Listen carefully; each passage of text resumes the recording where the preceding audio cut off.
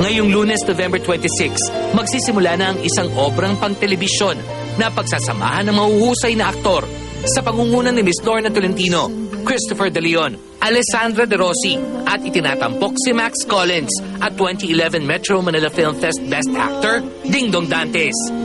And sobrang grateful ako, sobrang thankful that at least sa pagkakataong ito sa aking buhay at aking karir, may experience ko kung paano, how it is to work with super brilliant actors and actresses. Yung mga mabibigat yung eksena, halos lahat ng eksena ko maraming breakdown eh. Isang malaking karangalan po talaga to para sa akin. I can't be more grateful. At talaga ang yung twist and turns ng teleserye nito is ang bilis. First week pa lang, alam na natin ang marami na mangyayari. Alam na natin kung ano mangyayari. At ngayong hapon sa Star Talk, ang mga bida ng pinakabagong primetime series ng GMA na Pahiram ng Sandali, live! Mga kaibigan, kasama po natin ngayon ang mga bituin, naglalakihang bituin ng Pahiraman Sandali. At kasama ko pa rin ang naglalakihan ng atraso na si Lolit. Ano atraso o braso? Dala pa rin ang kanyang lalaki plant. Ibibigay ko na nga para hindi ko awa. Lalaki plant yan ni LT. Ibibigay ko sa inyo yan. Yes, thank you, Ni Nanay. Cristina Cruz at ni Carol Ngo ng Magic Bamboo at saka Jen. Ang aga mo. Okay, kasama natin si Max, si LT, si Sandy, at si Alex. LT, alam mo, napakalalim nung titulo nyo eh. Para sa'yo, anong ibig sabihin ng Pahiram ng Sandali? Yun, ang para sa akin, pahiram po ng sandali ninyo sa November 26 ng show week. Hindi ako Sana sinagot, po, ah. Hindi ako manatili ang sinagot, ah. sandaling ito hanggang matapos ang pahiram ng sandali. Talagang Anong oras kayo? Taga-Star Anong Talk oras talaga ba yan? to. Oras kami pagkatapos po ng Aso ni San Roque. Okay. Ikaw, magtanong ka naman Kanino? kay Sandy. Sandy. Oh. Nay, ingat lang ha. Natakot Dito sa agad dito sa teleserye, Ah. parang hiniram yata ni Boyet. Hindi. Alex ba? Ni Alex. Ng anak ko. Alex. Oh, so anak niya. Oh, ni Alex, si Boyet. Doon sa tunay na buhay mangyari yun. Yung hiniram talaga. Ano, yung Si Boyet ang hiniram o si LT? Hindi, si Boyet. Kung halimbawa, Si Alessandra. Oh, Kasi ako yung manghihiram sa tunay na Oh. Pero hindi lang niya sandali hiniram eh. matagal. gabi ka- Huwag mo ikwento lahat. Huwag mo Oh, ikwento. puyat-puyat. Kaya sorry, wala ngayon si Christopher dito. Hindi ko alam kung anong ginawa ni Alessandra kagabi sa kanya. Ni lips to lips ko. Ah! Joke lang, hindi. Hindi. Yun, total na si Alex pinag-uusapan na natin eh. May pagkakataon ba, Alex, na nanghiram ka ng sandali? Ibig sabihin eh. Paano ba? Yun nga ina-explain ko eh. Ang paghiram ng sandali, pag parang kasalanan eh, di ba? Naging third party ka. Kasalanan. Parang Ay, gano'n hindi eh. naman, hindi naman. Depende sa Oo. tingin eh. Pero kung ginusto ko, pwede. At naging dahilan ka ng break-up nung dalawang Ay, tao. hindi ba nangyari Hindi ko sa'yo? kakayanin yun. Hindi. Okay. Laging ako yung nagpapahiram. Ikaw O, hiramin yung niyo yung jowa nagpapahiram. ko. Sa inyo na. Diba? Ang tari ng jowa ko, ikaw na hiniram. Sige, go. Doon ka na. Sa'yo na. Mataray, Okay, ito si Max. Tanungin natin si Max. Ay, hindi na po ako call-in ngayon. Oo, si Joey to, tapos yung call-in. Yan. Hindi na siya call-in ngayon. Bituin na siya talaga, mga Oo. kaibigan. Hindi, Joey. Oh. Ngayon ko na-realize na ang stardom talaga, destiny. Oh. Di ba? Ni walang nakakaalam na biglang nalang papasok si Max dito sa, Parang naiiyak na nga eh. Kaya, di ba? Pati rin ako po. Di ba, yung break pala talaga sa pelikula, isang malaking destiny. Ito ba hinintay mo niya, talaga? umiyak talaga siya nung malaman niya. Hinintay mo talaga itong pagkakataon na to na hindi ka na call-in.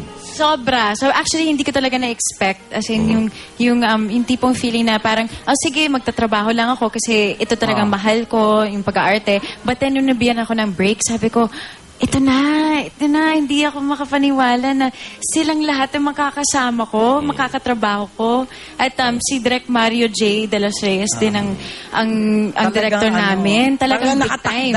Mga kaibigan, ito na yung tanong na dadagundong sa inyo. LT, kayo daw ni Ding Dong may mga maiinit at mga sizzling steak na mga eksena dito. Napakarami.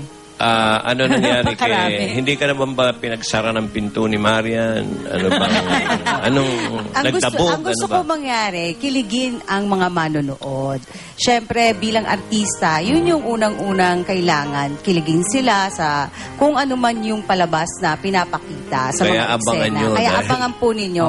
Dahil Iba mahaba-haba ang aming nilakbay na. Kanina nga, nag-i-interview sa Itbulaga, pinapanood ko si LT, si Ding Dong. Nandun si Isabel. Tinanong ko si Isabel pagkatapos, nailang ka? Baka siyang nailang. Ba, gumaganong-ganon pa, oo. Ako, nag siya kay Ewan ko, Marian. ayoko. Marian, no, may sinabi na naman si Isabel. Hindi.